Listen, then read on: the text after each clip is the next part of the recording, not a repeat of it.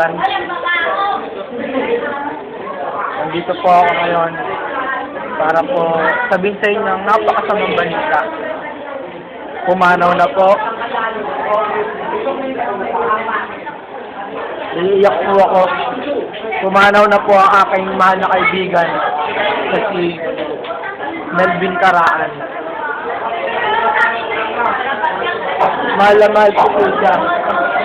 Sa totoo lang po,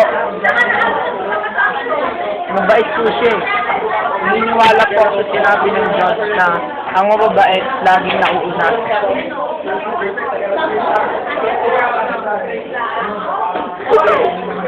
Po talaga, nalulungkot po talaga ako. Nauna na po siya. Kaya nga po yung maging mabait. Kasi yung kaibigan ko po talagang mabait po talaga siya. Si Melvin Caraan po, taga Ramonita po siya. Kwento ko po yung tunay na nangyari.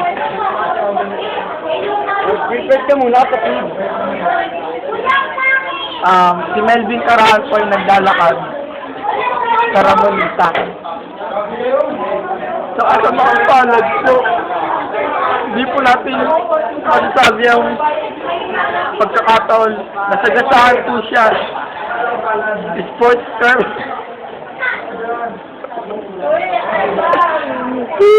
Sports car po. Sports car po. Yung red. Sinagasaan po siya.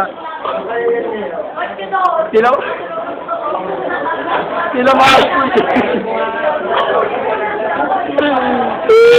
Kasi naman, yung bumper po ng sports car dito tumama. Siya po, nahiwalay po sa katawan. Napunta po doon sa malayo, sa Pilarville po.